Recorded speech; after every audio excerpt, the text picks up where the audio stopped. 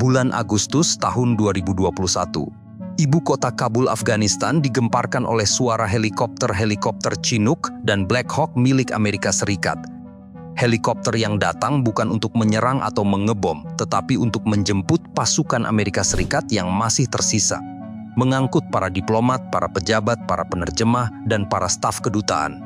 Dan helikopter itu mendarat di atap kedutaan besar AS, mengambil penumpang, lalu lepas landas satu persatu. Rakyat Afghanistan menonton dan menyaksikan. Mereka tahu bahwa penjajah sedang pergi. Mereka teringat bahwa selama 20 tahun, ketika Amerika datang dan bom-bom dijatuhkan sejak tahun 2001, mereka telah hidup di antara harapan dan ketakutan. Mereka telah mendengar janji-janji manis tentang demokrasi, tentang kebebasan, tentang sekolah-sekolah untuk anak perempuan, tentang rumah sakit, tentang pembangunan jalan raya. Janji bahwa Afghanistan akan berubah dan tidak akan lagi menjadi kuburan bagi penjajah, bahwa Amerika akan berhasil, tidak seperti Inggris yang pulang sebagai bangkai pada tahun 1842, tidak seperti Soviet yang pulang dengan muka tertunduk pada tahun 1989. Tapi ketika helikopter itu mulai lepas landas dari atap kedutaan besar AS, rakyat Afghanistan tahu bahwa semua janji itu pada akhirnya hanyalah janji yang tidak pernah benar-benar ditepati. Maka ketika helikopter terakhir Amerika itu pergi, Taliban pun memasuki kota Kabul tanpa perlawanan. Mereka datang dengan Toyota Hilux, dengan senapan Kalashnikov di bahu, dengan bendera putih bertuliskan kalimat Tauhid yang berkibar. Mereka memasuki istana presiden yang dulu ditempati oleh Hamid Karzai dan Ashraf Ghani, istana yang dulu dibangun dengan uang Amerika.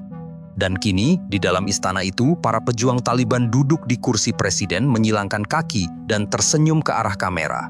Dan salah satu dari mereka, seorang komandan berjanggut panjang, mengucapkan sebuah kalimat yang sederhana. Kami telah kembali. Maka, sejak tanggal 31 Agustus tahun 2021, berakhirlah kehadiran militer Amerika Serikat di Afghanistan setelah hampir 20 tahun pendudukan. 20 tahun adalah pergantian Presiden Amerika, berganti dari George Bush menjadi Barack Obama, menjadi Donald Trump, menjadi Joe Biden. Dan selama 20 tahun itu, Amerika menghabiskan $2 triliun. Bayangkan itu, $2 triliun. Itu adalah angka yang punya 12 nol di belakangnya. Angka yang setara dengan sekitar 36.000 triliun rupiah. Jumlah uang yang begitu besar, begitu fantastis, sehingga sulit dibayangkan oleh otak manusia. Dan semuanya menguap. Menguap di pegunungan Hindu Kush dan pasir Helmand. Menguap di kantong-kantong para kontraktor dan pejabat korup. Dan hanya menyisakan satu hal, yaitu kuburan. Kuburan bagi ribuan tentara Amerika yang tewas, serta 20.722 lainnya yang pulang dengan raga yang tak lagi utuh, pijakan yang sirna, dekapan yang putus, pandangan yang gelap. Mereka pulang ke Amerika dengan kursi beroda dan kaki-kaki buatan. Inilah Afghanistan, negeri pegunungan yang gersang, negeri yang terkurung daratan, negeri yang dihuni oleh suku-suku yang keras kepala dan tidak pernah tunduk kepada penjajah. Bahwa tidak peduli seberapa canggih teknologi Anda, tidak peduli seberapa besar anggaran militer Anda, Afghanistan akan tetap menelan Anda, mengunyah Anda, dan memuntahkan Anda.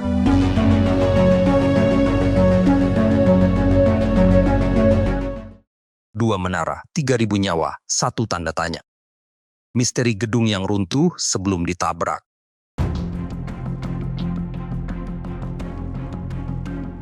Bulan September tahun 2001, tepatnya pagi hari Selasa, tanggal 11 September. Di New York City, Amerika Serikat, pagi itu tampak cerah, tanpa awan, tanpa hujan, tanpa badai. Sinar jingga mentari yang lembut menyapu gedung-gedung pencakar langit di Manhattan. Orang-orang bergegas menuju kantor. Mereka menenteng tas, menyeruput kopi dari gelas kardus, menyetel radio di mobil, mengantre di lift, menatap layar komputer yang baru dinyalakan.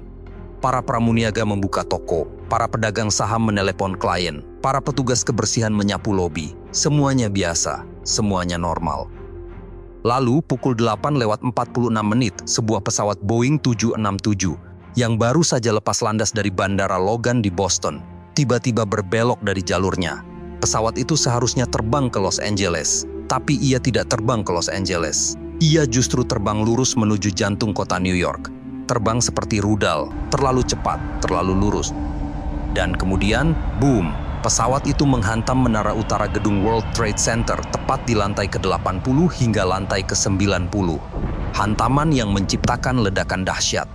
Dan di dalam gedung, ribuan orang yang beberapa detik sebelumnya sedang menelepon klien, sedang mengetik email, sedang mengisi formulir, tiba-tiba terjebak di dalam neraka, terjebak di ketinggian tanpa jalan keluar, sedangkan tangga-tangga sudah hancur, lift-lift sudah mati, dan mereka mulai mengambil keputusan yang tidak bisa dibayangkan oleh orang normal.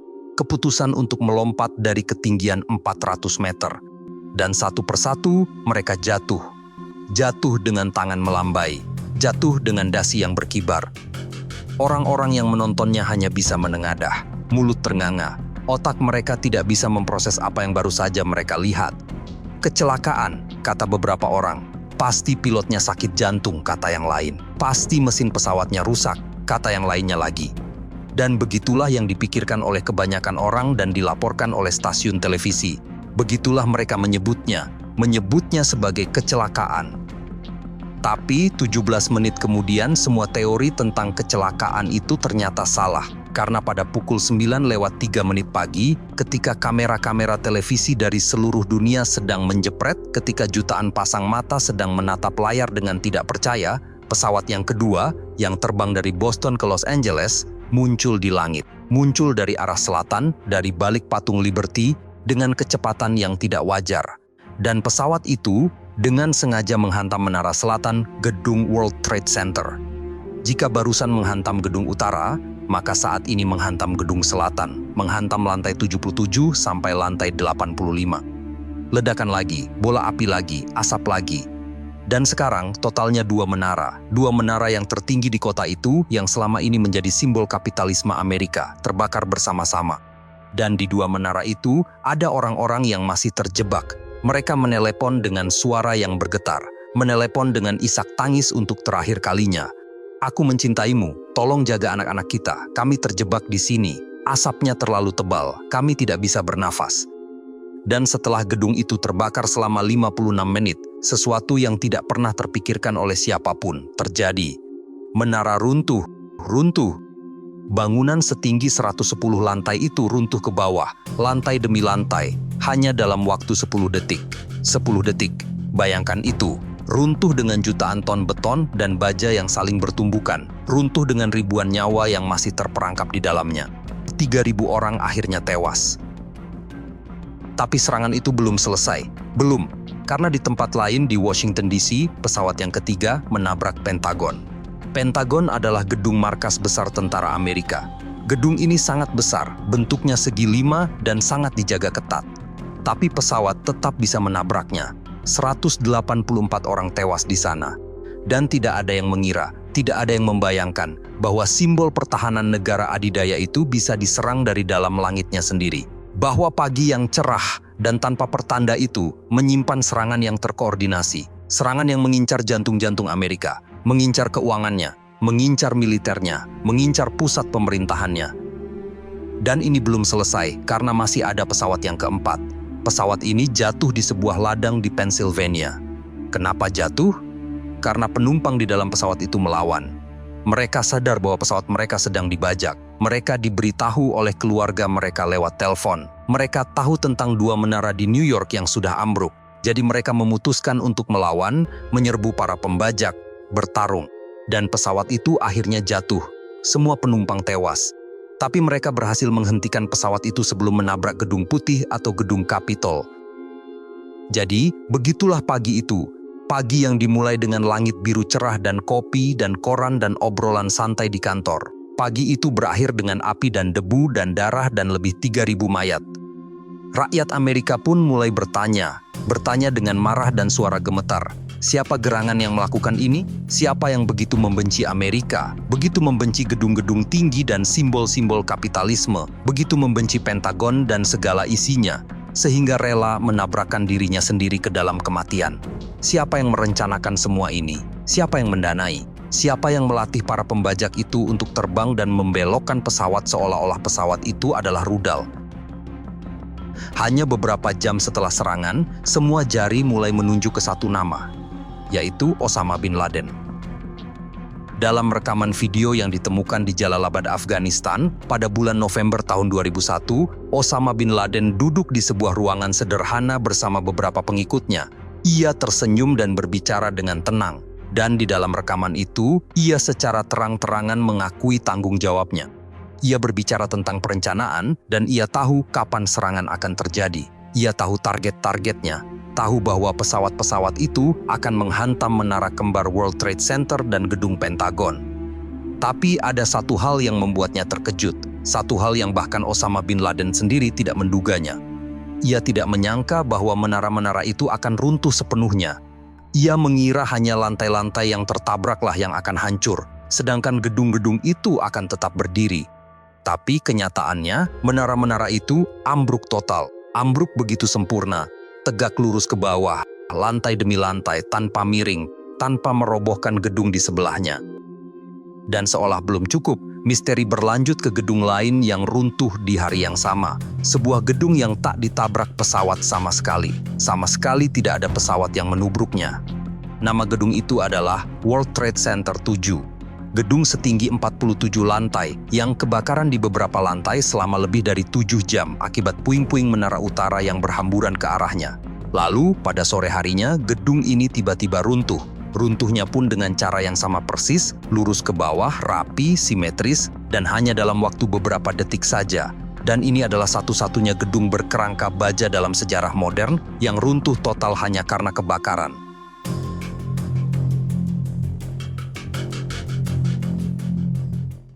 Mengajari kucing menggonggong. Ketika negara adidaya menyuruh anak kecil menangkap hantu.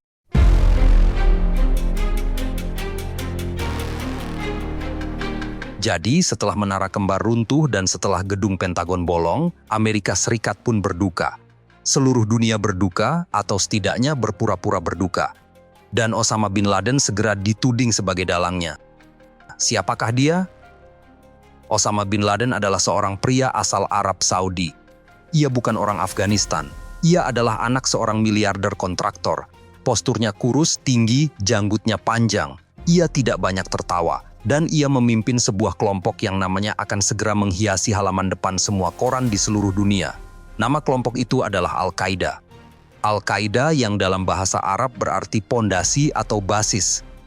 Al-Qaeda adalah kumpulan orang-orang yang sangat fanatik, yang percaya bahwa dunia Islam sedang diperangi oleh orang-orang kafir dari barat, dan bahwa sudah menjadi tugas suci mereka untuk membalas, bukan dengan surat protes, bukan dengan pidato di PBB, tapi dengan bom, dengan pesawat yang ditabrakan. Dan Osama bin Laden bersama Al-Qaedanya sudah lama ingin memukul Amerika. Kenapa? Karena ia muak melihat pangkalan-pangkalan militer Amerika berdiri di tanah suci Arab Saudi sejak Perang Teluk tahun 1980. Ia muak melihat dukungan Amerika untuk Israel. Ia muak melihat apa yang ia anggap sebagai kesombongan dan dominasi Barat terhadap dunia Islam. Meskipun berasal dari Saudi, Osama bin Laden tidak tinggal di Saudi. Ia tinggal di Afghanistan. Dan di Afghanistan, Osama bin Laden berlindung di bawah sayap sebuah kelompok yang baru saja berkuasa setelah perang saudara yang panjang. Nama kelompok itu adalah Taliban. Taliban adalah sekelompok pemuda-pemuda dari madrasah, dari sekolah-sekolah agama, yang menguasai hampir seluruh Afghanistan. Dan di bawah kelompok Taliban inilah, Osama bin Laden merasa aman, karena Taliban dan Al-Qaeda punya ikatan sejarah. Ikatan yang lahir dari sejarah perang bersama melawan Uni Soviet. Jadi jika diibaratkan, Taliban adalah tuan rumah, sedangkan Al-Qaeda adalah tamu. Dan dalam tradisi mereka, tamu adalah raja, tamu harus dilindungi, tamu tidak boleh diserahkan kepada musuh. Maka Osama bin Laden pun tinggal di Afghanistan dengan tenang, merencanakan operasi-operasi berikutnya. Inilah situasinya setelah 11 September, di mana Amerika menuding Osama bin Laden dan Al-Qaeda sebagai pelakunya. Dan karena Osama bin Laden berada di Afghanistan, maka Amerika menatap tajam ke arah Taliban. Amerika pun memulai sebuah perang. Dan orang yang memimpin perang ini adalah Presiden Amerika yang baru beberapa bulan menjabat. Presiden yang naif, yang tidak begitu paham dunia luar. Nama lengkapnya adalah George Walker Bush. Atau George Bush? Atau cukup Bush saja? Bush bukanlah orator ulung. Ia sering salah ucap, sering membuat kata-kata yang tidak ada dalam kamus. Dan setelah peristiwa 11 September, Bush berubah. Ia menjadi presiden yang garang. Ia naik ke mimbar Kongres dengan jas dan dasi berwarna biru tua. Wajahnya serius, matanya menyipit. Ia memproklamirkan apa yang disebut sebagai war on terror. Atau dalam bahasa kita, perang melawan teror. Coba pikirkan sebentar. Perang melawan teror. Itu bukan perang melawan sebuah negara, bukan perang melawan Jerman atau Jepang seperti dulu. Teror adalah sebuah emosi, sebuah kondisi, sebuah kata benda yang abstrak. Bagaimana cara Anda menyatakan perang melawan kata benda yang abstrak?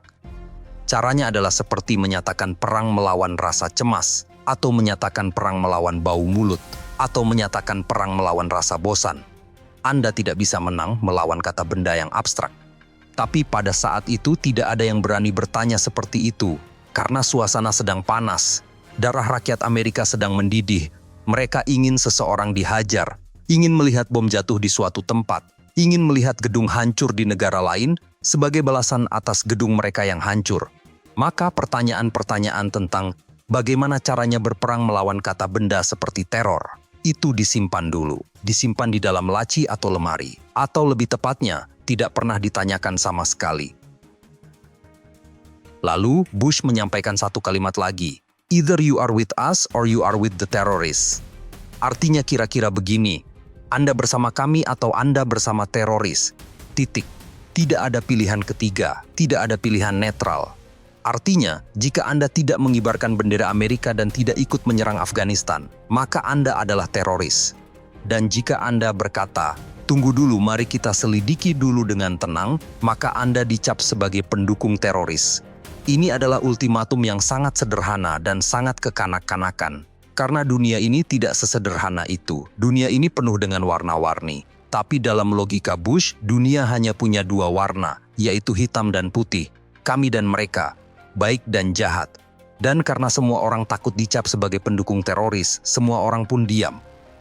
Dan selanjutnya, ultimatum itu diarahkan langsung ke Afghanistan, langsung ke telinga pemimpin tertinggi Taliban, seorang pria misterius bernama Mullah Omar.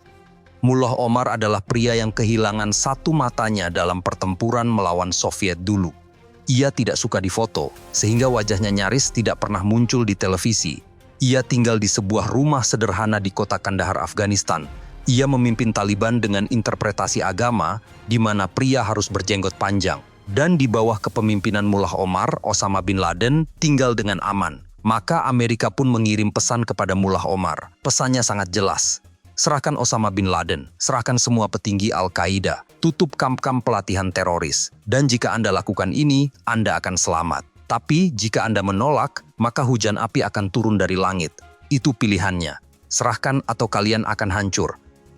Mendengar permintaan Bush itu, Taliban tidak langsung menolak. Mereka juga tidak langsung menerima. Mereka malah meminta sesuatu. Mereka meminta bukti. Mereka berkata kepada Amerika kira-kira begini, "Baiklah, kalian menuduh tamu kami, Osama bin Laden, telah melakukan serangan 11 September. Kalau memang begitu, tolong tunjukkan buktinya. Tunjukkan kepada kami bahwa dia benar-benar bersalah. Jika ada bukti yang kuat, kami akan mempertimbangkan untuk menyerahkannya ke pengadilan Islam atau mungkin menyerahkannya ke negara lain." Itu permintaan Taliban. Permintaan yang dalam hukum apapun, dalam tradisi apapun, adalah permintaan yang masuk akal. Sebab, jika Anda menuduh seseorang, Anda harus menunjukkan bukti. Itu aturan mainnya. Bahkan di desa yang paling terpencil sekalipun, jika Anda menuduh tetangga Anda mencuri ayam, Anda harus bisa menunjukkan bulu ayamnya. Anda tidak bisa langsung membakar rumahnya tanpa menunjukkan bukti apa-apa. Tapi Amerika tidak mau memberikan bukti apapun. Kenapa Amerika tidak mau memberikan bukti? Mungkin karena bukti-bukti itu adalah rahasia intelijen yang tidak boleh dibuka. Mungkin karena mereka takut Taliban akan meminta lebih banyak bukti lagi. Dan ini akan menjadi perdebatan panjang yang tidak ada habisnya. Mungkin juga karena Bush dan para penasihatnya sudah tidak sabar lagi.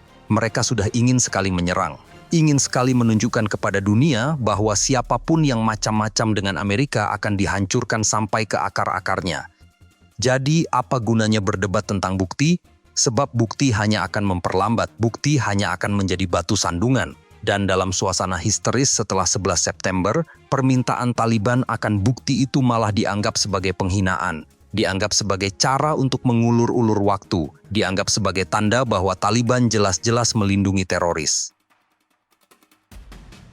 Maka, karena Taliban tidak segera menyerahkan Osama bin Laden, penolakan itulah yang menjadi alasan perang. Perhatikan itu baik-baik. Bukan serangan 11 September itu sendiri yang langsung memicu invasi, melainkan penolakan Taliban. Ini adalah detail yang sangat penting untuk Anda ingat. Jika saja malam itu Mullah Omar langsung mengikat Osama bin Laden dengan tali dan mengirimnya ke kedutaan besar Amerika, mungkin sejarah akan berbeda. Tapi tentu saja Mullah Omar tidak akan melakukannya, karena dalam tradisi mereka, dalam kode kehormatan mereka, tamu adalah raja. Tamu harus dilindungi dengan nyawa. Maka Mullah Omar dengan satu matanya yang tersisa memandang ultimatum Bush itu dan ia berkata, "Tidak." Dan begitu kata tidak itu terucap, dadu sudah dilempar. Mesin perang Amerika yang maha besar juga mulai berputar. Kurang dari sebulan setelah debu di New York mulai mengendap, Amerika Serikat melancarkan serangan militernya. Nama operasi ini sudah disiapkan dengan sangat puitis. Namanya adalah Operasi Enduring Freedom, atau dalam bahasa Indonesia, Operasi Kebebasan Abadi. Coba pikirkan nama itu. Anda akan segera menjatuhkan ribuan ton bom ke sebuah negeri yang rakyatnya sudah miskin sejak lahir. Negeri yang tidak punya apa-apa kecuali batu dan pasir. Dan Anda menyebutnya sebagai kebebasan abadi. Ini adalah contoh yang sangat bagus tentang bagaimana bahasa bisa digunakan untuk menyembunyikan kenyataan. Ini seperti menyebut penjara sebagai pusat rehabilitasi kenyamanan. Atau seperti menyebut pemecatan sebagai pengoptimalan sumber daya manusia. Tapi sekali lagi pada saat itu tidak ada yang tertawa, tidak ada yang berani mengkritik, karena semua orang masih terhipnotis oleh rasa takut dan rasa marah. Maka pada tanggal 7 Oktober 2001, Operasi Enduring Freedom pun dimulai. Pesawat-pesawat pengebom B-52 dan B-1 Lancer lepas landas dari kapal-kapal induk yang mengapung di Laut Arab. Pesawat-pesawat itu juga terbang dari pangkalan-pangkalan yang jauh, dari Pulau Diego Garcia yang terpencil, melintasi langit malam, terbang di atas pegunungan Hindu Kush Afghanistan yang menjulang dan mulai menjatuhkan muatan maut mereka. Bom-bom mulai berjatuhan di atas kota-kota utama Afghanistan. Jatuh di atas Kabul, ibu kotanya. Jatuh di atas Kandahar, jantungnya Taliban. Jatuh di atas Jalalabad. Ledakan-ledakan besar mengguncang malam. Bola-bola api membumbung ke langit. Dan Taliban yang tadinya begitu percaya diri mulai gemetar. Mereka tidak bisa melawan pesawat pembom B-52 yang terbang di ketinggian 50.000 kaki. Mereka tidak bisa menembak jatuh rudal jelajah dengan Kalashnikov mereka yang sudah butut. Tapi, seperti yang sudah kita ketahui dari sejarah perang lainnya, bom saja tidak akan cukup. Sebab bom hanya bisa menghancurkan, tapi bom tidak bisa menguasai tanah. Dan untuk menguasai tanah, Anda butuh sepatu boot. Anda butuh pasukan darat yang masuk ke desa-desa, yang menendang pintu, yang berpatroli di lembah-lembah. Dan Amerika Serikat pada saat itu tidak ingin mengirimkan ribuan marinir mereka secara langsung. Belum. Mereka masih ingat pelajaran dari Somalia. Mereka masih ingat gambar tentara Amerika yang diseret di jalanan Mogadishu, dan mereka tidak ingin itu terjadi lagi. Jadi mereka mencari jalan pintas yang sangat cerdik atau sangat sinis, tergantung dari sudut pandang Anda. Mereka mencari sekutu di dalam negeri Afghanistan sendiri, mencari orang-orang yang sudah lama membenci Taliban, yang sudah lama ingin menjatuhkan mereka, tapi tidak punya kekuatan untuk melakukannya sendiri. Dan Amerika akhirnya menemukan sekutu itu. Sekutu itu disebut sebagai Aliansi Utara. Aliansi Utara sebenarnya bukanlah kelompok yang rapi dan menyatu. Ia adalah kumpulan dari berbagai faksi milisi yang dulu pernah bertempur satu sama lain, yang dulu pernah saling membantai dalam perang saudara yang sangat brutal di tahun 90-an. Mereka adalah para panglima perang. Orang-orang seperti Abdul Rashid Dostum, seorang jenderal Uzbek yang gemuk dan terkenal kejam. Orang-orang seperti Atta Muhammad Nur, orang-orang seperti Muhammad Fahim, dan masih banyak lagi. Tangan mereka penuh dengan darah. Tapi mereka punya satu kesamaan, yaitu mereka membenci Taliban. Taliban yang mayoritas dari suku Pashtun telah mengalahkan mereka dan mengusir mereka ke sudut utara negeri itu. Dan sekarang mereka ingin balas dendam, mereka ingin kembali berkuasa. Dan Amerika datang kepada mereka dengan tas penuh uang tunai dan janji dukungan udara yang tidak terbatas. Maka terjadilah kerjasama antara Amerika dan Aliansi Utara. Dan kemudian pada tanggal 13 November tahun 2001, Kabul, ibu kota negara itu, jatuh juga. Pasukan Taliban pun melarikan diri di tengah malam. Mereka melepaskan serban hitam mereka, mencukur jenggot mereka, membaur dengan penduduk sipil, atau menyeberangi perbatasan ke Pakistan. Mereka lenyap, hilang. Dan hanya dalam waktu beberapa minggu, Taliban yang tadinya tampak begitu kokoh, sudah tidak ada lagi. Tamat. Dan para komentator di televisi pun bersorak-sorai. Mereka memuji-muji kehebatan militer Amerika. Mereka bilang ini adalah kemenangan yang luar biasa. Ini adalah bukti bahwa teknologi modern bisa mengalahkan fanatisme Taliban abad pertengahan. Dan Bush tersenyum lebar di Gedung Putih. Tersenyum jumawa, tersenyum penuh bangga. Kami telah membebaskan Afghanistan, katanya. Tapi ada satu pertanyaan yang mengganjal. Satu pertanyaan yang seharusnya membuat Amerika berhenti sejenak dari pesta kemenangan mereka. Pertanyaan itu adalah, di mana Osama bin Laden, di mana? Apakah ia tertangkap di Kabul? Apakah ia tewas terkena bom di Kandahar? Apakah ia menyerah? Tidak. Osama bin Laden tidak ada di antara mayat-mayat. Ia tidak ada di antara tahanan yang diborgol.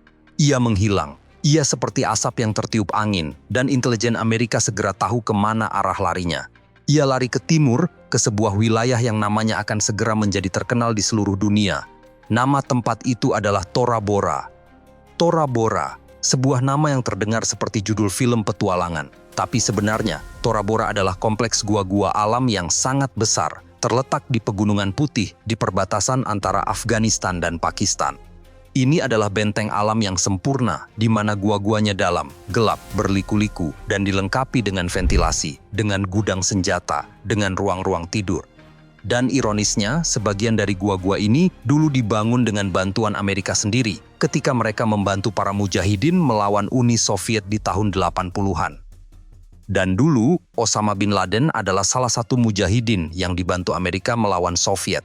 Dan sekarang pun, Osama bin Laden bersembunyi di dalam benteng yang dulu dibangun dengan uang Amerika itu. Sungguh sebuah ironi. Dan inilah dia Osama bin Laden. Dan jika Anda bisa menangkapnya atau membunuhnya sekarang, Anda bisa berkata kepada dunia bahwa misi Anda tercapai. Dan Anda bisa pulang dengan kepala tegak. Tapi, apa yang terjadi selanjutnya adalah keputusan yang sangat bodoh dan paling membingungkan.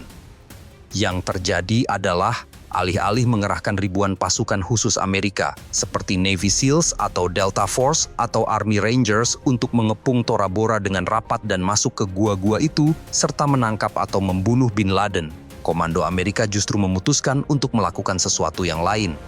Mereka justru menyerahkan pekerjaan itu kepada sekutu lokal mereka, yaitu para panglima perang Aliansi Utara yang sudah kita bicarakan tadi. Jadi, Komandan Amerika, Jenderal Tommy Franks, memberikan perintah kepada para panglima perang Aliansi Utara di Afghanistan itu. Kepung gunung itu, masuk ke dalam gua, tangkap bin Laden, kami akan memberikan dukungan udara dari atas. Dan Amerika sendiri, pasukan khusus Amerika memang ada di sana, tapi jumlahnya sangat sedikit, hanya beberapa puluh orang.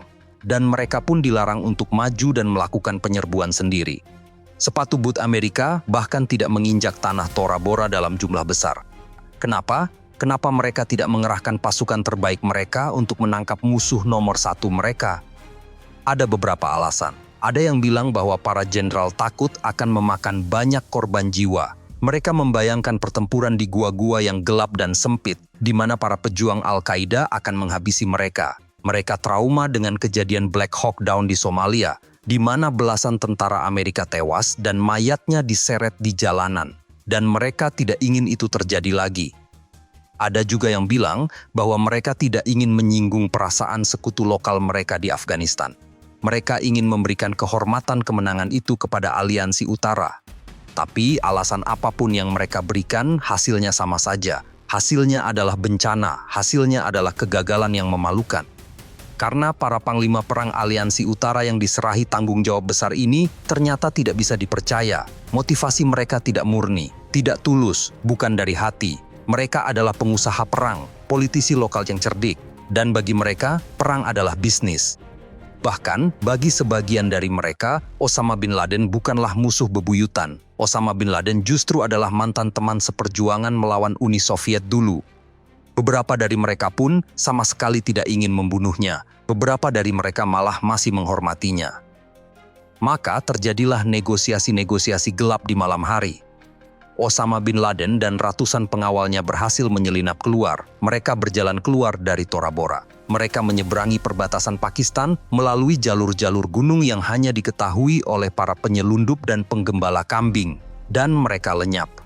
Bin Laden menghilang ke dalam labirin kota-kota Pakistan dan ia tidak akan ditemukan lagi selama hampir 10 tahun. Coba renungkan betapa gilanya ini, betapa konyolnya ini.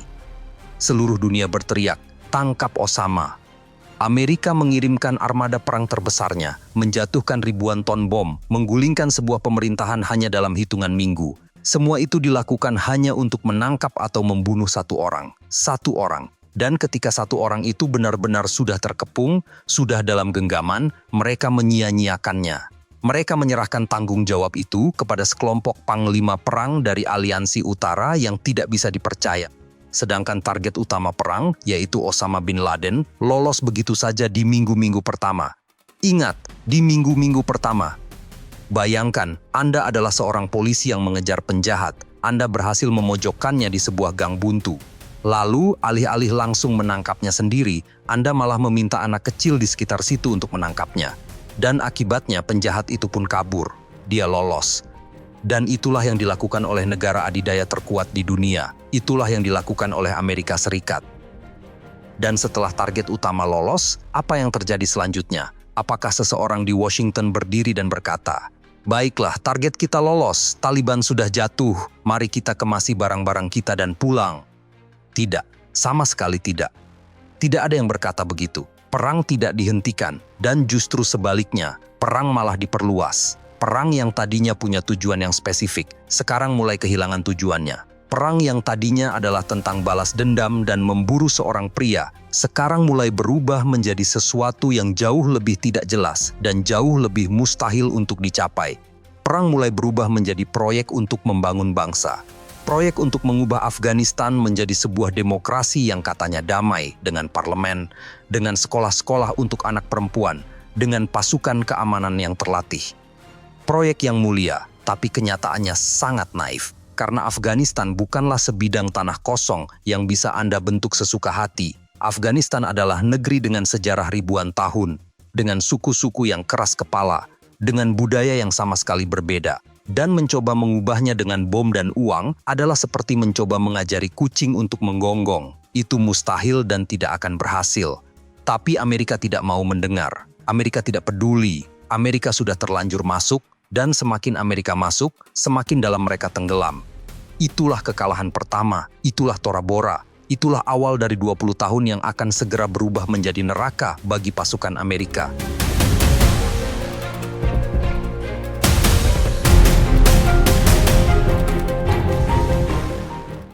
Ketika Taliban melarang opium, Amerika malah memanennya. Sandiwara demokrasi di negeri para pembunuh yang berganti dasi.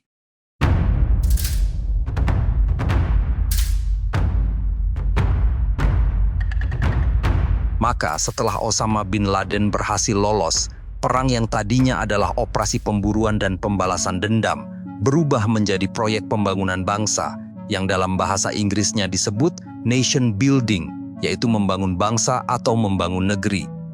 Tapi sebelum kita masuk ke detail betapa kacaunya proyek ini, kita harus pahami dulu logika yang dipakai oleh para pemimpin Amerika pada saat itu. Sebab setiap kebijakan yang bodoh selalu ada logika yang terdengar brilian di belakangnya. Dan logika kali ini adalah anak kandung dari Perang Vietnam. Anda ingat di zaman Perang Vietnam di tahun 1955? Kala itu, Amerika punya sebuah teori bernama teori domino. Teori itu bilang, jika Vietnam jatuh ke tangan komunis, maka negara-negara lain di Asia Tenggara akan ikut jatuh satu persatu seperti deretan kartu domino ke tangan komunis. Dan sekarang, setelah peristiwa 11 September yang menghancurkan dua menara kembar World Trade Center, teori domino itu dihidupkan kembali dengan nama yang berbeda. Dan kali ini namanya adalah teori domino demokrasi. Narasinya sangatlah menggoda. Narasinya begini, Jika Amerika Serikat bisa mengubah Afghanistan menjadi sebuah negara demokrasi yang stabil, modern, dan makmur, maka negara-negara lain di kawasan itu akan melihat dan berkata, "Wah, ternyata demokrasi ala Barat itu keren juga." Lalu mereka akan ikut berubah. Terorisme akan mati dengan sendirinya. Karena terorisme, kata mereka, lahir dari kemiskinan dan ketidakadilan. Jadi obatnya adalah demokrasi dan pembangunan. Maka pada bulan November tahun 2001, ketika bom masih berjatuhan dan pegunungan masih berguncang, sebuah pertemuan besar diadakan. Pertemuan ini diadakan di kota Bonn, di negara Jerman. Makanya pertemuan ini kemudian dikenal sebagai Konferensi Bonn. Para diplomat dari berbagai negara duduk di meja-meja panjang. Mereka minum kopi, makan kue, dan mereka saling berpidato. Mereka membicarakan masa depan Afghanistan.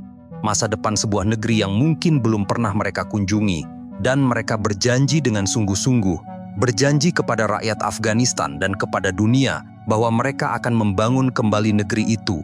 Mereka akan memberikan demokrasi, yaitu pemerintahan yang bersih serta perdamaian yang abadi. Dan janji-janji ini sangat manis. Begitu manisnya, sampai membuat air mata haru menetes di pipi para peserta konferensi Bonn itu. Dan tentu saja, untuk membangun demokrasi, Anda butuh seorang pemimpin, Anda butuh seorang presiden. Dan Afghanistan pada saat itu tidak punya presiden. Taliban sudah lari. Raja tua Zahir Shah sudah terlalu tua. Maka Amerika pun mencari-cari seseorang yang bisa dipercaya, yang tidak akan mencuri uang bantuan, seseorang yang akan mendengarkan kata-kata dari Washington dan PBB. Dan pilihan mereka jatuh pada seorang pria yang saat itu sedang berada di luar negeri. Seorang pria yang berpakaian rapi, berjanggut pendek, dan berbicara dengan bahasa Inggris yang sangat fasih. Namanya adalah Hamid Karzai. Ingat nama itu. Ia akan segera menjadi presiden pertama dari apa yang disebut sebagai Republik Islam Afghanistan yang baru didirikan. Dan Karzai ini berasal dari suku Pashtun, suku mayoritas di Afghanistan. Itu bagus, sebab ia tidak berlumuran darah seperti para panglima perang lainnya. Ia adalah seorang moderat, pernah belajar di India, dan kenal sangat baik dengan para pejabat Amerika. Dan ia adalah kandidat yang sempurna, tapi hanya sempurna di mata para diplomat yang duduk di konferensi Bonn. Maka, dengan restu dari Amerika Serikat dan negara-negara besar lainnya, Hamid Karzai pun diangkat menjadi presiden sementara. Boneka pun sudah dipilih, panggung sudah disiapkan, dan sandiwara demokrasi siap dimulai. Maka dimulailah pesta pora uang. Miliaran dolar digelontorkan, bukan jutaan, bukan ratusan juta, tapi miliaran. Dan ditambah lagi 2 triliun dolar lebih akan dihabiskan dalam 20 tahun ke depan. Dan uang sebanyak itu tidak dikirim dalam bentuk koin emas yang diangkut dengan truk. Uang itu mengalir melalui rekening-rekening bank, melalui kontrak-kontrak proyek, melalui lembaga-lembaga swadaya masyarakat atau LSM, dan melalui perusahaan-perusahaan kontraktor swasta. Maka, di Kabul, ibu kota Afghanistan, gedung-gedung beton pun mulai bermunculan. Mal-mal mewah didirikan. Kantor-kantor kementerian dicat baru, jalan-jalan diaspal, lampu-lampu lalu lintas dipasang. Dan dari kejauhan, jika Anda menyipitkan mata, Kabul mulai tampak seperti kota modern, mirip seperti kota di Arizona, tapi dengan lebih banyak jenggot dan debu. Adapun para diplomat dan kontraktor asing hidup dalam gelembung kenyamanan. Mereka tinggal di kompleks-kompleks berpagar tinggi, makan steak impor, minum bir kalengan, dan sesekali pergi ke pesta dansa. Tapi, jika Anda keluar dari situ, jika Anda berjalan sedikit saja keluar dari pusat kota Kabul, Anda akan melihat kenyataan yang sebenarnya. Kenyataan yang sama sekali berbeda, di mana sebagian besar rakyat Afghanistan tetap hidup dalam kemiskinan yang mengerikan. Mereka tetap hidup di gubuk-gubuk tanah liat. Mereka tetap memasak dengan kotoran hewan. Anak-anak mereka tetap mati karena diare. Lalu, kemana perginya semua uang itu? Kemana perginya miliaran dolar bantuan yang digelontorkan oleh Amerika dan negara-negara donor lainnya? Jawabannya adalah uang itu disedot oleh mesin korupsi yang sangat rakus. Sebagian besar uang itu tidak pernah sampai ke rakyat. Uang itu berputar-putar di antara para kontraktor asing, para konsultan, para birokrat, dan para pejabat pemerintah boneka. Gimana cara kerjanya? Begini cara kerjanya. Amerika Serikat mengucurkan uang bantuan. Uang itu kemudian diberikan kepada perusahaan-perusahaan kontraktor besar yang sebagian besar dari Amerika sendiri untuk membangun sesuatu. Misalnya, membangun sekolah atau klinik. Kontraktor itu lalu mengambil keuntungan besar untuk dirinya sendiri, untuk gaji eksekutifnya, untuk biaya keamanan, untuk sewa helikopter. Lalu sisanya yang sudah sangat sedikit diberikan kepada subkontraktor lokal. Dan subkontraktor lokal itu harus menyuap pejabat pemerintah Afghanistan agar proyeknya disetujui. Maka, pejabat pemerintah itu mengambil bagian mereka. Lalu subkontraktor itu yang uangnya sudah semakin menipis membangun sekolah dengan bahan-bahan yang paling murah. Sekolah itu dibangun tanpa fondasi yang benar. Warna catnya mengelupas dalam seminggu. Atapnya bocor. Tapi di atas kertas dan laporan, proyek itu selesai. Uang sudah dibayarkan. Semua orang yang terlibat dalam rantai korupsi itu tersenyum dan masuk ke mobil SUV mewah mereka. Dan rakyat Afghanistan, mereka mendapatkan sekolah yang hampir roboh. Inilah yang terjadi selama 20 tahun. Sangat sistemik, sangat terstruktur, sangat masif. Dan di tengah-tengah pesta pora korupsi ini, ada satu ironi yang paling pahit. Satu ironi yang begitu sempurna, begitu menyakitkan, sehingga Anda ingin tertawa dan menangis pada saat yang bersamaan. Ironi itu adalah opium. Opium adalah getah dari bunga popi. Getah ini diolah menjadi morfin, lalu menjadi heroin. Heroin adalah narkotika yang sangat mematikan, yang menghancurkan jutaan orang di seluruh dunia. Dan Afghanistan di bawah pemerintahan Taliban yang dulu adalah produsen opium terbesar di dunia. Tapi, tahukah Anda apa yang dilakukan Taliban pada tahun 2000? Pada tahun 2000, setahun sebelum peristiwa 11 September itu, Taliban melarang penanaman popi. Mereka mengeluarkan fatwa dan mereka mengirimkan polisi agama mereka ke ladang-ladang. Dan dalam waktu 1 tahun, produksi opium di Afghanistan merosot hampir menjadi nol. Hampir tidak ada opium yang keluar dari Afghanistan, bahkan PBB mengkonfirmasi hal ini. Ini adalah salah satu kampanye anti-narkotika paling sukses dalam sejarah manusia, dan itu dilakukan oleh Taliban. Lalu apa yang terjadi setelah Taliban digulingkan oleh Amerika? Apakah produksi opium tetap nol? Apakah demokrasi yang baru ini melanjutkan keberhasilan itu? Tidak. Justru sebaliknya, di bawah pendudukan Amerika, di bawah pemerintahan boneka Hamid Karzai, dan para panglima perang aliansi utara, produksi opium semakin meledak. Meledak dengan dahsyat. Dan Afghanistan tidak hanya kembali menjadi produsen opium terbesar di dunia. Afghanistan malah menjadi pemasok lebih dari 90% heroin dunia. 90%, bayangkan itu. Hampir semua heroin yang beredar di jalanan London, di Moskow, di New York, jarum suntik yang menusuk lengan para pecandu di seluruh dunia berasal dari ladang-ladang di Afghanistan yang dilindungi oleh sekutu-sekutu Amerika. Lantas, kemana perginya uang dari opium ini? Sebagian besar uang masuk ke kantong para panglima perang, para gubernur, dan para pejabat korup yang ada di pemerintahan boneka. Dan sebagian lagi mengalir ke Taliban. Ya, Taliban, musuh yang katanya sedang diperangi oleh Amerika, di mana Taliban memajaki para petani opium. Taliban memajaki para penyelundup, Taliban menawarkan perlindungan bersenjata untuk konvoi-konvoi narkotika. Dan uang itulah yang kemudian digunakan oleh Taliban untuk membeli senjata, untuk merekrut pejuang baru, untuk membunuh tentara Amerika. Pemerintahan yang dikepalai oleh boneka Hamid Karzai. Karzai adalah pria yang lembut. Ia suka memakai jubah tradisional Afghanistan yang berwarna-warni. Ia suka tersenyum, suka memberikan pidato tentang persatuan nasional. Tapi di balik senyuman itu ada kenyataan yang sangat pahit, di mana Karzai hampir tidak punya kekuasaan apa-apa di luar pagar istana presidennya di Kabul. Makanya ia dijuluki sebagai wali kota Kabul. Itu julukan yang sangat tepat, karena jika ia pergi keluar kota Kabul, jika ia pergi ke provinsi-provinsi, ke desa-desa, ke lembah-lembah, tidak ada yang peduli padanya, tidak ada yang menghormatinya, sebab kekuasaannya berhenti di batas ibu kota. Adapun di luar itu yang berkuasa adalah para panglima perang, yang berkuasa adalah para kepala suku dan para komandan Taliban. Dan salah satu bagian yang paling menjijikan dari demokrasi ala Afghanistan yang dibuat Amerika adalah para panglima perang aliansi utara yang tangannya berlumuran darah dari perang saudara yang brutal di tahun 90-an, tiba-tiba diangkat menjadi menteri, diangkat menjadi gubernur, diangkat menjadi anggota parlemen. Kenapa? Sebab Amerika membutuhkan mereka untuk melawan Taliban. Maka Amerika pun menutup mata.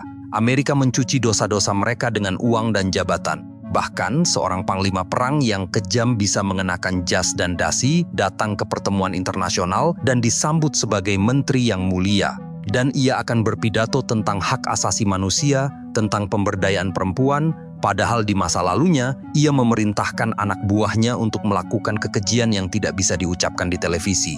Dan rakyat Afghanistan menyaksikan semua ini dengan mata kepala mereka sendiri. Mereka melihat para pembunuh yang dulu meneror mereka sekarang duduk di kursi empuk di parlemen. Mereka melihat para penjahat yang dulu merampas tanah mereka sekarang mengendarai mobil mewah dengan pengawalan polisi. Dan kemudian mereka disuruh untuk percaya pada demokrasi yang baru ini. Menurut Anda, apa yang mereka rasakan? Tentu saja mereka muak. Mereka muak dengan sandiwara ini. Karena bagi rakyat jelata di desa-desa, demokrasi ini bukanlah pembebasan. Demokrasi ini hanyalah rezim kriminal yang berganti baju. Jika dulu rezim kriminal itu memakai serban hitam, maka sekarang rezim kriminal itu memakai jas dan dasi, membawa laptop, dan berpidato di PBB. Tapi tingkah lakunya sama saja, sama-sama merampok, sama-sama membunuh. Hanya saja, kali ini mereka melakukannya dengan restu dari Amerika Serikat. Maka, dengan fondasi yang seperti ini, dengan presiden yang hanya menjadi wali kota, dengan para menteri yang merupakan penjahat perang, dengan uang yang menguap ke kantong-kantong pribadi, dan dengan opium yang membanjiri dunia, proyek mulia yang disebut nation building ini sudah ditakdirkan untuk gagal. Gagal sejak hari pertama. Kenapa? Karena ini bukanlah fondasi beton, ini adalah fondasi pasir. Fondasi yang dibangun di atas gurun, di tengah badai yang tidak pernah reda. Dan badai itu, badai yang bernama pemberontakan, akan segera menerjang dan menghancurkan segalanya. Tapi, sebelum kita sampai ke badai itu, kita harus melihat lebih dulu penderitaan yang dialami oleh rakyat jelata, yaitu penderitaan yang terjadi setiap hari, di setiap desa, di bawah sepatu bot tentara asing dan di bawah todongan senjata para milisi lokal. Karena disitulah letak kunci dari semua kegagalan ini.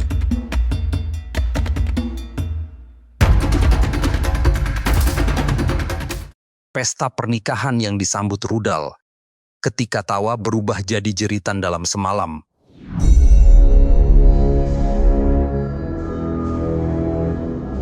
Jika Anda adalah seorang petani Afghanistan yang tinggal di sebuah desa terpencil di lembah Helmand atau di pegunungan Kunar, hidup Anda adalah sebuah undian maut, dan Anda tidak tahu kapan maut itu datang. Maut bisa datang kapan saja. Bisa datang di pagi hari ketika Anda sedang mencangkul ladang. Bisa datang di tengah malam ketika Anda sedang tidur bersama istri dan anak-anak Anda. Dan maut itu tidak berbentuk tank yang berderu-deru, tidak berbentuk pasukan besar yang berbaris dengan bendera. Maut itu datang tiba-tiba tanpa peringatan dari langit yang gelap atau dari pintu rumah Anda yang didobrak oleh segerombolan tentara asing yang tidak Anda kenal bahasanya. Inilah kenyataan hidup di bawah pendudukan Amerika. Bagaimana ini bisa terjadi? Mari kita mulai dari awal dulu. Amerika Serikat, negara paling kuat di muka bumi dengan teknologi paling canggih yang pernah diciptakan, berperang melawan musuh yang tidak terlihat, musuh yang berpakaian seperti rakyat, musuh yang tidak punya pangkalan militer tetap, musuh yang bersembunyi di antara penduduk, dan karena musuh bersembunyi di antara penduduk, maka dalam logika perang yang semakin putus asa ini, semua penduduk mulai dianggap sebagai musuh, atau setidaknya dianggap sebagai calon musuh. Dan jika Anda dianggap sebagai calon musuh dan peluru Amerika itu datang, ya salahkan nasib Anda sendiri. Itulah logikanya. Logika yang dibungkus dengan istilah yang sangat ilmiah. Istilahnya adalah collateral damage, yaitu kerusakan tambahan atau korban sampingan. Istilah yang begitu ilmiah sehingga ketika Anda mengucapkannya, Anda tidak dapat membayangkan seorang ibu yang menangis di atas mayat bayinya. Dan di Vietnam dulu, Amerika punya strategi yang disebut zona tembak bebas. Di zona itu, siapapun boleh ditembak. Tidak peduli apakah mereka petani, apakah mereka perempuan, apakah mereka rakyat jelata. Jika mereka ada di sana, mereka dianggap musuh. Dan sekarang di Afghanistan, strategi itu tidak disebut zona tembak bebas lagi. Kali ini strategi itu berubah nama menjadi lebih modern. Strategi itu bernama tanda tangan malam. Dalam bahasa Inggrisnya, night raids. Bagaimana cara kerjanya? Cara kerjanya begini. Pasukan khusus Amerika seperti Navy SEALs atau Delta Force atau Army Rangers mendapatkan informasi intelijen. Informasi ini mengatakan bahwa di rumah ini, di desa itu, ada seorang komandan Taliban, atau ada seorang pembuat bom, atau ada seorang fasilitator. Maka pada tengah malam ketika seluruh desa sedang tidur lelap, ketika anjing-anjing pun sudah berhenti menggonggong, pasukan khusus itu datang. Mereka datang dengan helikopter yang tidak menyalakan lampu. Lalu, mereka turun dengan cepat, dengan senapan yang dilengkapi peredam suara, dengan kacamata penglihatan malam yang membuat mata mereka bersinar hijau seperti mata serigala. Mereka kemudian mengepung rumah target, dan selanjutnya mereka mengetuk pintu, atau lebih tepatnya mendobrak pintu, mendobrak dengan keras. Dan pintu kayu yang sudah lapuk itu jebol. Para tentara pun masuk sambil berteriak-teriak dalam bahasa Inggris. Get down, hands up. Para penghuni rumah terbangun dari mimpi mereka dengan kaget yang luar biasa. Anak-anak menangis histeris, perempuan-perempuan menjerit. Para lelaki tua mencoba bangkit dari tikar, tapi langsung dihantam popor senapan dan diborgol dengan ikatan plastik. Seluruh rumah digeledah, lemari dibongkar, bantal-bantal disobek, lantai tanah digali. Mereka mencari senjata, mencari dokumen, mencari bukti apapun. Dan seringkali apa yang terjadi? Seringkali mereka tidak menemukan apa-apa. Tidak ada senjata, tidak ada bom, tidak ada radio, hanya keluarga biasa yang sedang tidur. Kenapa bisa begitu? Karena intelijen yang mereka dapatkan seringkali palsu, seringkali sampah, seringkali hanya omong kosong. Lantas, dari mana intelijen palsu itu berasal? Intelijen palsu itu seringkali berasal dari warga desa sendiri. Warga desa yang punya dendam pribadi. Misalnya, si Ahmad berselisih tanah dengan si Mahmud. Maka si Ahmad pergi ke pangkalan Amerika dan berkata, "Pak, si Mahmud itu anggota Taliban. Saya lihat dia menyimpan senjata di rumahnya."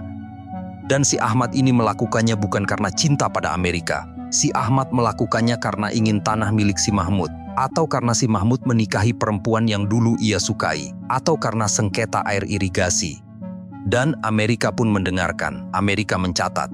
Lalu malam harinya mereka menggerebek rumah si Mahmud. Si Mahmud yang tidak tahu apa-apa itu diborgol, dijebloskan ke penjara bernama Bagram selama berbulan-bulan, mungkin disiksa.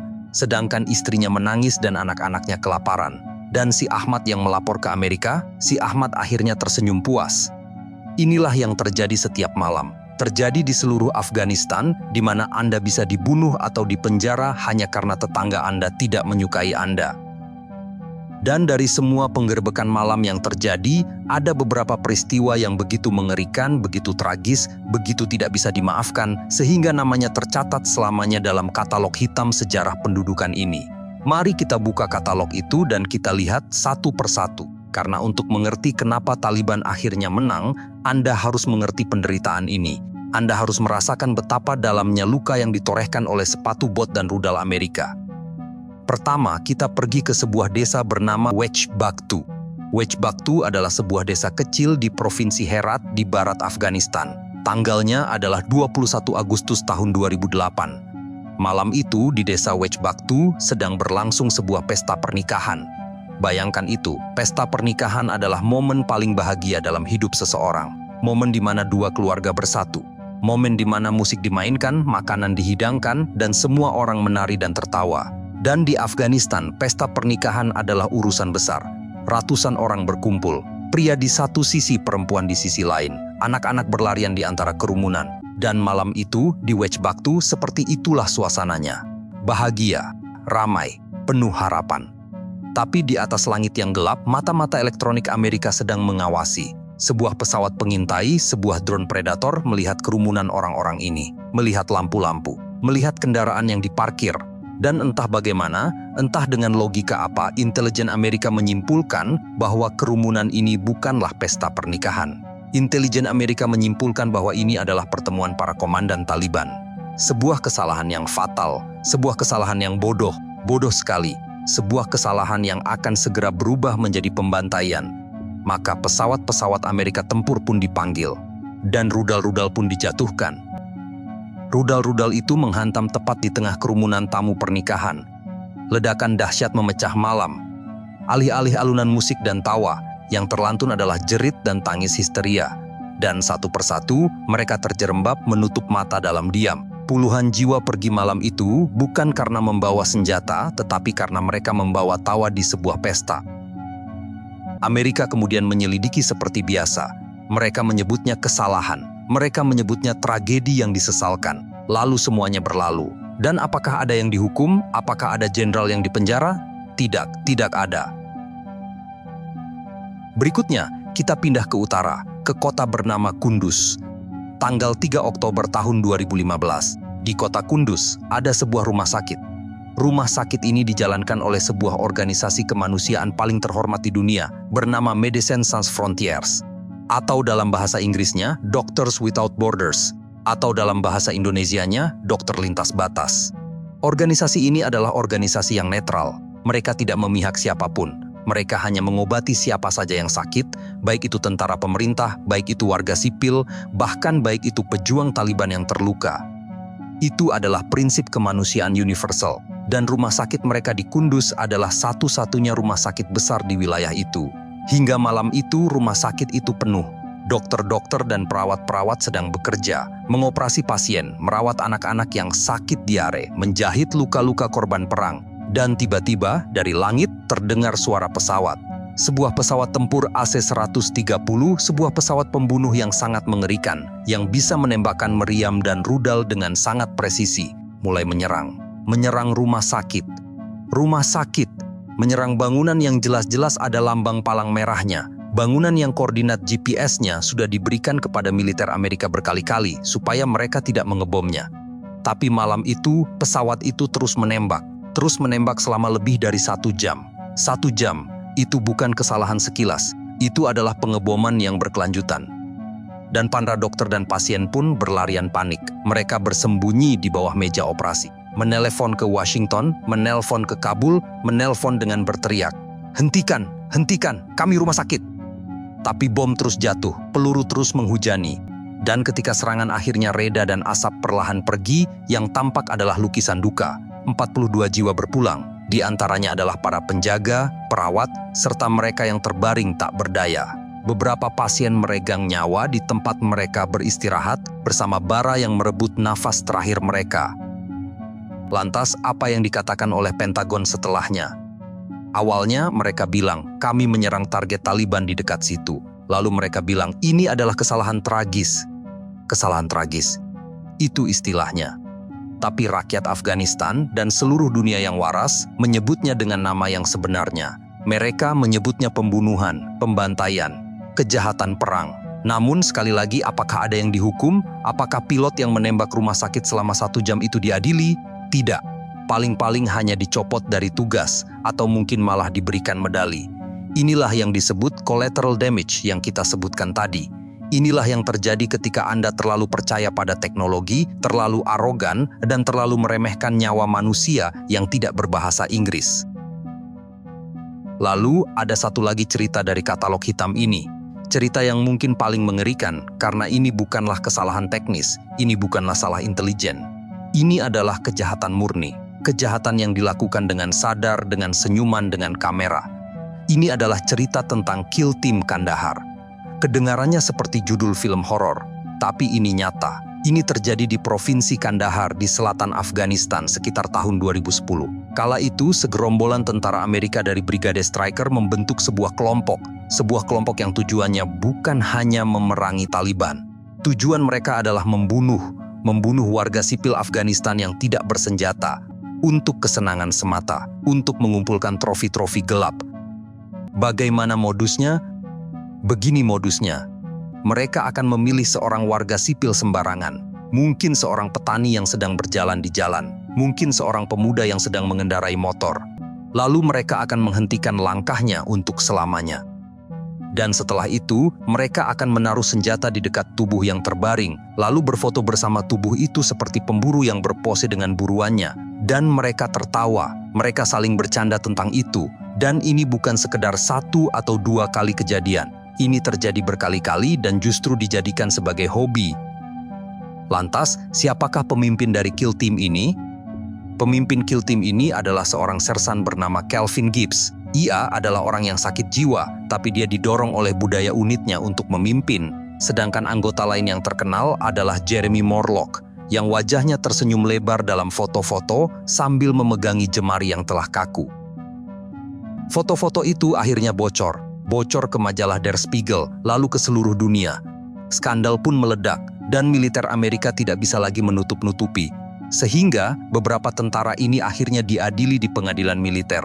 Tetapi, coba pikirkan, berapa banyak kill team lain yang tidak ketahuan? Berapa banyak pembunuhan yang tidak pernah terungkap? mungkin puluhan, mungkin ratusan. Ini adalah My Lai-nya Afghanistan. My Lai Anda ingat adalah pembantaian di Vietnam di mana tentara Amerika membunuh ratusan warga sipil tanpa alasan. Dan bedanya di My Lai itu terjadi dalam 1 hari. Tapi di Kandahar, Afghanistan, ini terjadi dengan terencana, dengan kamera di tangan. Dan ini lebih mengerikan. Dan sekarang, mari kita berhenti sejenak dari katalog kengerian ini. Mari kita tarik napas dalam-dalam. Dan mari kita tanyakan pertanyaan yang paling penting. Apa dampak dari semua ini? Apa dampak dari setiap bom yang meleset? Apa dampak dari setiap penggerebekan malam yang salah sasaran? Dari setiap pesta pernikahan yang dibom? Dari setiap rumah sakit yang dihancurkan? Dari setiap jari mayat yang dipotong untuk kenang-kenangan? Dampaknya sangat-sangat mematikan bagi Amerika sendiri. Kenapa? Karena setiap kali Anda membunuh seorang warga sipil yang tidak bersalah, Anda tidak hanya membunuh 1 orang. Anda justru menciptakan puluhan musuh baru. Anda menciptakan puluhan orang yang tadinya netral, yang tadinya hanya ingin bertani dan menghidupi keluarga, tiba-tiba berubah menjadi orang yang penuh kebencian. Bayangkan, Anda adalah seorang pemuda Afghanistan. Anda tinggal di desa. Anda tidak peduli dengan politik. Anda tidak peduli dengan Osama bin Laden atau George Bush. Yang Anda pedulikan hanyalah sawah Anda, domba-domba Anda, dan adik perempuan Anda yang akan segera menikah. Lalu suatu malam, tentara Amerika mendobrak pintu rumah Anda. Mereka menggeledah istri Anda, menyentuh tubuhnya dengan tangan mereka yang bersarung. Mereka memborgol ayah Anda yang sudah tua dan menyeretnya keluar. Dan mereka melakukan semua ini karena intelijen yang salah. Pertanyaannya, apa yang akan Anda lakukan? Apakah Anda akan berkata, "Oh, tidak apa-apa, ini pasti hanya kesalahan administrasi"? Tentu tidak. Anda akan marah, Anda akan sangat marah. Dan kemarahan itu akan membakar hati Anda. Dan suatu hari, seorang lelaki berjenggot dari Taliban akan datang kepada Anda. Ia akan berkata, "Lihatlah apa yang dilakukan oleh penjajah asing ini kepada kita. Mereka menghina agama kita. Mereka menghina kehormatan keluarga kita. Mereka membunuh anak-anak kita. Mereka adalah biadab. Mari bergabung dengan kami. Ambil senapan ini. Mari kita usir mereka dari tanah kita." Dan Anda, dengan kemarahan yang masih membara di dada akan mengambil senapan itu. Bukan karena Anda sangat mencintai ideologi Taliban. Bukan karena Anda setuju dengan hukum-hukum mereka. Tapi karena Anda ingin membalas dendam. Anda ingin mempertahankan kehormatan Anda. Anda ingin mengusir orang-orang asing yang telah menghancurkan hidup Anda. Inilah yang tidak pernah dipahami oleh para perencana perang di Washington. Mereka pikir Taliban menang karena ideologi. Mereka tidak paham bahwa Taliban menang karena nasionalisme dan agama. Menang karena kemarahan. Menang karena Taliban tampil sebagai pembela melawan penjajah asing. Adapun di mata sebagian rakyat Afghanistan, Taliban dianggap jahat, tapi setidaknya mereka adalah orang Afghanistan. Mereka berbicara dalam bahasa yang sama, punya agama yang sama. Dan mereka tidak mendobrak pintu di tengah malam, dan mereka tidak mengebom pesta pernikahan dari langit.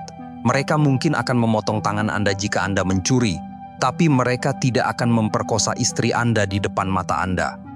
Maka, pilihan yang sangat pahit pun diambil. Lebih baik orang jahat dari dalam daripada orang asing yang datang membawa bom dan menghina kehormatan keluarga. Inilah racun yang menyuburkan pemberontakan, dan racun itu bukan hanya 1 atau 2 kejadian. Racun itu adalah seluruh sistem, di mana setiap bom yang meleset adalah pupuk. Setiap rumah yang digeledah dengan kasar adalah pupuk. Setiap perempuan yang digeledah oleh tentara asing adalah pupuk. Dan ini adalah penghinaan terbesar dalam budaya Afghanistan, di mana dalam budaya Pashtunwali, yaitu kode kehormatan kuno suku Pashtun, ada konsep yang disebut namus. Namus adalah kehormatan keluarga, yang terutama terletak pada perempuan. Jika Anda menghina perempuan dalam keluarga seseorang, Anda telah melukai inti dari keberadaan mereka, dan balasannya harus setimpal, harus dibayar dengan darah. Dan Amerika pun datang, dan entah karena ketidaktahuan atau karena kesombongan, menginjak-injak namus atau kehormatan keluarga ini setiap hari. Dan setiap kali tentara asing menyentuh tubuh perempuan Afghanistan dalam penggeledahan, mereka telah menanam bom waktu. Bom waktu yang akan meledak dalam bentuk seorang pemuda yang mengambil senapan dan bergabung dengan Taliban. Maka, Taliban pun tumbuh seperti rumput liar setelah hujan. Sebab setiap kali Amerika membunuh seorang warga sipil, Taliban mendapatkan rekrutan baru. Setiap kali Amerika menghancurkan sebuah desa, Taliban mendapatkan simpati baru. Dan ini adalah lingkaran yang paling sempurna, di mana Amerika datang untuk memberantas Taliban. Lalu Amerika melakukan tindakan-tindakan yang justru menciptakan lebih banyak Taliban. Lalu karena Taliban semakin banyak, Amerika meningkatkan serangannya. Lalu semakin banyak warga sipil yang mati. Lalu semakin banyak lagi Taliban yang lahir. Begitulah seterusnya, begitu terus, tanpa henti. Jadi inilah hasil dari semua kecanggihan teknologi Amerika. Inilah hasil dari semua uang triliunan dolar yang dihabiskan.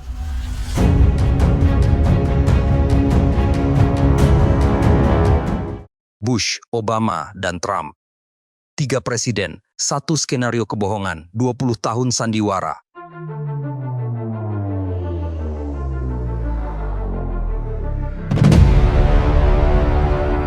Setelah kita melihat bagaimana bom jatuh di pesta pernikahan, bagaimana rumah sakit dihancurkan selama berjam-jam, dan bagaimana tentara Amerika memotong jari mayat untuk kenang-kenangan, sekarang kita harus masuk ke bagian yang mungkin paling menyakitkan dari seluruh sejarah ini. Bukan karena ada darah atau jeritan atau mayat bergelimpangan, tapi karena di bagian inilah kita akan melihat bahwa semua darah, semua jeritan, dan semua mayat itu sebenarnya sia-sia. Dan bukan hanya sia-sia, tapi kebohongan. Sebuah kebohongan yang disengaja. Sebuah kebohongan yang sistematis, yang diulang-ulang selama 20 tahun oleh orang-orang paling berkuasa di dunia. Dan kebohongan itu akhirnya terbongkar, bukan oleh mata-mata musuh, bukan oleh pembocor rahasia dari negara lain, tapi oleh dokumen-dokumen internal mereka sendiri. Maka kita harus mundur sejenak ke masa lalu, tepatnya ke tahun 1971. Di tengah berkecamuknya Perang Vietnam, sebuah dokumen rahasia milik Pentagon bocor ke pers. Dokumen itu disebut sebagai Pentagon Papers. Isinya mengungkapkan bahwa pemerintah Amerika, dari presiden ke presiden, telah berbohong kepada rakyatnya sendiri tentang Perang Vietnam. Mereka tahu perang itu tidak bisa dimenangkan, tapi mereka terus mengirim pemuda-pemuda untuk mati. Itu adalah skandal besar. Skandal yang mengguncang kepercayaan rakyat Amerika kepada pemerintahnya. Nah, sekarang kita maju lebih cepat ke bulan Desember tahun 2019. Hampir 50 tahun setelah Pentagon Papers itu, sejarah terulang kembali. Dan kali ini sebuah koran besar bernama The Washington Post mempublikasikan sesuatu yang sangat mirip. Sesuatu yang kemudian dikenal sebagai Afghanistan Papers. Ingat nama itu. Afghanistan Papers ini bukanlah dokumen yang dicuri oleh mata-mata, bukan pula hasil sadapan. Dokumen ini adalah hasil wawancara internal yang dikumpulkan oleh sebuah lembaga pemerintah Amerika sendiri. Lembaga itu bernama Special Inspector General for Afghanistan Reconstruction, atau disingkat SIGAR. SIGAR adalah lembaga yang dibentuk oleh Kongres untuk mengawasi rekonstruksi Afghanistan. Tugasnya adalah memeriksa kemana perginya uang triliunan dolar itu. Jadi orang-orang SIGAR ini mewawancarai ratusan orang, mewawancarai para jenderal, para duta besar, para pejabat tinggi Pentagon, para diplomat, para kontraktor.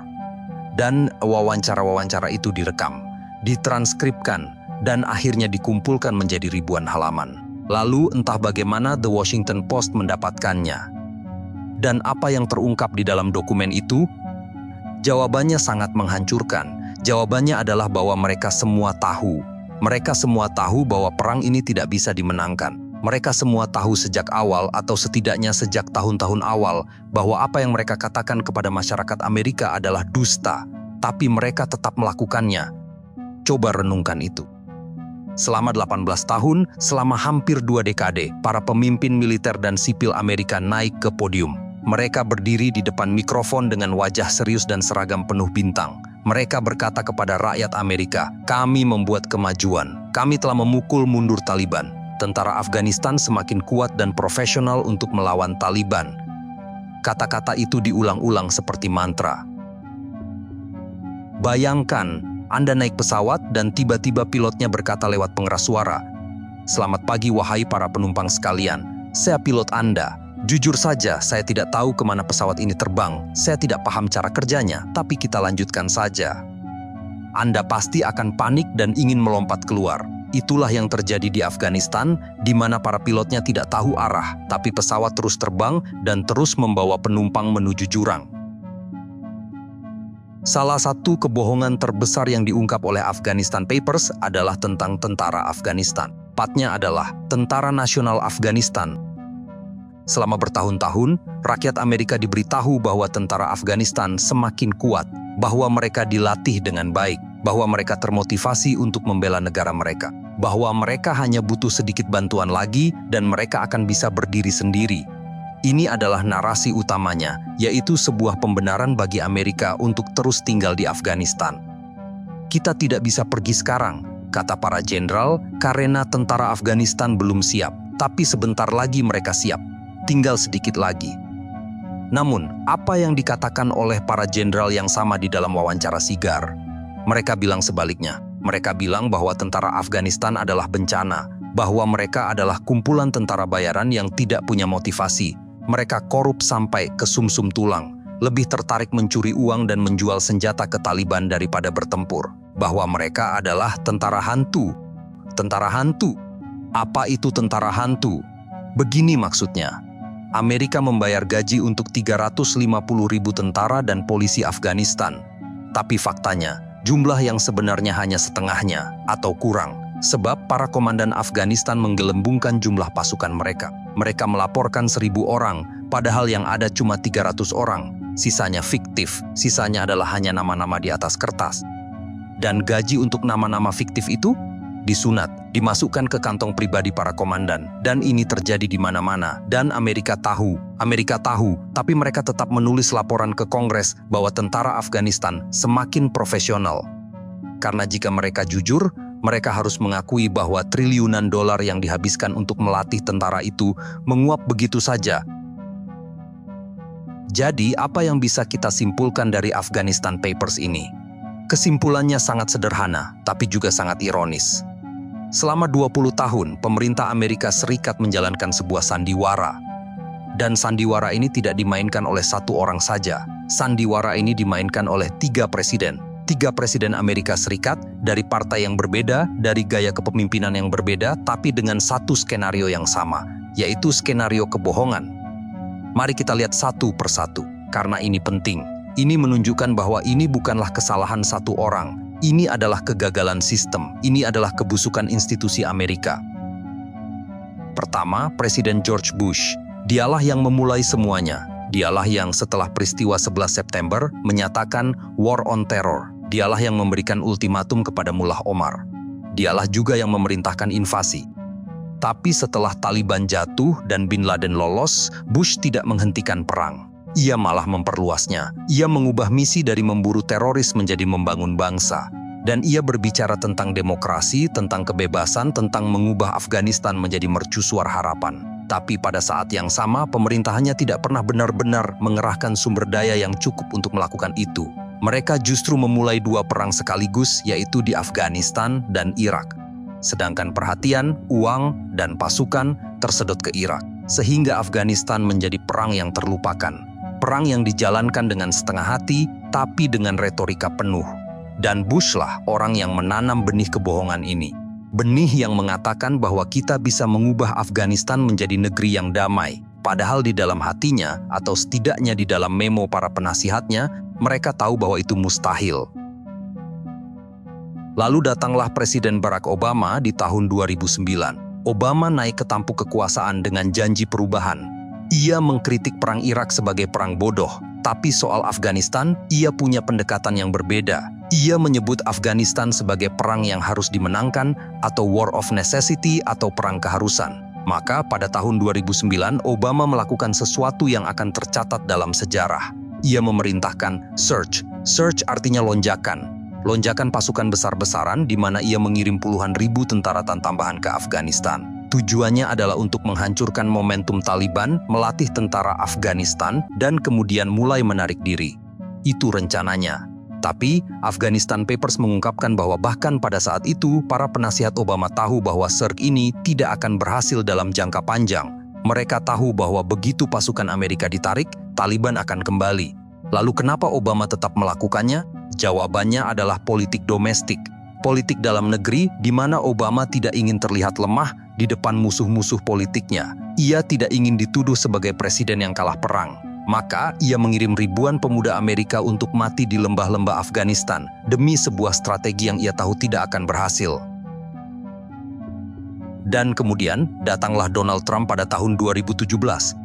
Trump berbeda. Ia tidak berbicara tentang demokrasi atau kebebasan. Ia berbicara tentang kita harus keluar dari perang bodoh ini. Itu adalah retorika yang jujur.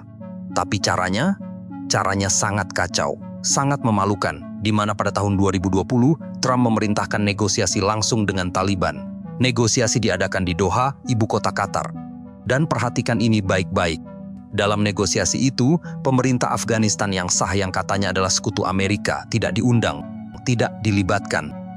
Taliban duduk di satu sisi meja, Amerika duduk di sisi lain, dan pemerintah boneka Afghanistan hanya bisa menunggu di luar seperti anak kecil yang disuruh menunggu di mobil. Hasilnya adalah apa yang disebut sebagai perjanjian Doha, dan di atas kertas itu adalah kesepakatan damai. Tapi kenyataannya, itu adalah jadwal mundur yang memalukan, di mana Amerika setuju untuk menarik semua pasukannya dalam waktu 14 bulan, dan Taliban setuju untuk tidak menyerang pasukan Amerika. Hanya itu. Taliban tidak setuju untuk berdamai dengan pemerintah Afghanistan. Taliban tidak setuju untuk meletakkan senjata. Taliban hanya setuju untuk berhenti membunuh tentara Amerika, sementara mereka terus membunuh tentara Afghanistan yang dibayar Amerika. Dan Trump memuji perjanjian ini sebagai langkah menuju perdamaian. Tapi semua orang yang punya otak tahu bahwa ini adalah penyerahan. Ini adalah cara bagi Amerika untuk keluar dari Afghanistan tanpa harus mengakui secara resmi bahwa mereka kalah. Jadi begitulah 3 presiden, 1 skenario. Bush memulai perang dengan kebohongan tentang target. Obama mengekskalasi perang demi politik dalam negeri, meskipun ia tahu itu sia-sia. Dan Trump menyerah begitu saja, mengabaikan sekutu dan memberikan kemenangan politik kepada Taliban di meja perundingan. Dan di antara ketiganya, para jenderal dan diplomat terus berbohong, terus menutupi kegagalan dengan laporan-laporan yang dipoles, terus mengatakan kami membuat kemajuan, sedangkan di dalam hati, mereka tahu bahwa semuanya sedang ambruk. Dan Afghanistan Papers adalah bukti serta batu nisan dari semua kebohongan itu. Ia adalah bukti tertulis dari mulut para pembohongnya sendiri, bahwa seluruh perang ini adalah sebuah kegagalan moral dan strategis yang luar biasa besar. Dan kegagalan ini akan segera mencapai puncaknya ketika sandiwara 20 tahun itu akhirnya runtuh dalam hitungan hari. Ketika Taliban memasuki Kabul dan helikopter-helikopter Amerika terakhir lepas landas dari atap kedutaan besar meninggalkan segalanya. Tapi itu sejarah untuk bagian berikutnya.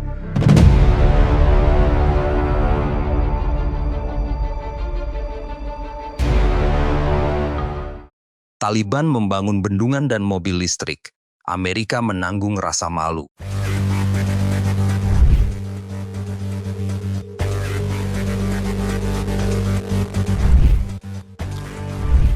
Empat 14 bulan setelah perjanjian Doha, kita tiba di tahun 2021. Presiden Amerika sudah berganti lagi. Dan saat itu yang duduk di Gedung Putih adalah Joe Biden. Biden adalah orang tua yang sudah lama berkecimpung di politik. Ia adalah wakil presiden di era Obama. Dan ia sudah melihat naik turunnya perang ini dari dekat. Dan pada bulan April tahun 2021, Biden naik ke podium dan mengumumkan sesuatu. Ia mengumumkan bahwa Amerika Serikat akan menarik semua pasukannya dari Afghanistan. Menariknya tanpa syarat. Tanggalnya adalah 11 September 2021, tanggal yang simbolis. 20 tahun persis setelah serangan yang memulai semuanya, Biden berkata bahwa sudah waktunya pulang. Bahwa perang ini sudah terlalu lama. Bahwa sudah waktunya rakyat Afghanistan untuk berjuang sendiri. Kata-kata yang terdengar masuk akal. Kata-kata yang sudah lama ingin didengar oleh rakyat Amerika yang lelah perang. Tapi, seperti yang akan segera kita lihat, cara penarikan ini dilakukan dengan sangat kacau, sangat ceroboh, dan akan segera berubah menjadi malapetaka, karena Taliban tidak menunggu sampai 11 September. Taliban tahu bahwa Amerika sudah tidak punya hati untuk bertempur lagi. Mereka tahu bahwa tentara Afghanistan yang katanya sudah dilatih dan dipersenjatai itu sebenarnya adalah rumah kartu yang menunggu tiupan angin. Maka pada bulan Mei tahun 2021, ketika musim semi mulai menghangatkan lembah-lembah, Taliban melancarkan serangan kilat. Serangan yang sangat cepat, sangat terkoordinasi, dan sangat menghancurkan. Satu persatu provinsi mulai jatuh, kota demi kota direbut, distrik demi distrik menyerah. Dan apa yang dilakukan oleh tentara Afghanistan yang gagah itu, tentara yang menghabiskan uang 2 triliun dolar untuk dilatih, tentara yang konon memiliki semua peralatan canggih pemberian Amerika, yang mereka lakukan adalah mereka tidak bertempur, mereka melarikan diri, atau menyerah, atau menjual senjata mereka ke Taliban dengan harga murah. Dan para panglima perang yang dulu diandalkan oleh Amerika, para jenderal yang tangannya berlumuran darah, yang dulu dijadikan sekutu yang diberi uang miliaran dolar, mereka juga melarikan diri. Mereka menaiki pesawat-pesawat pribadi atau menyeberang perbatasan dengan mobil-mobil mewah menuju Tajikistan, menuju Uzbekistan. Intinya mereka pergi kemana-mana.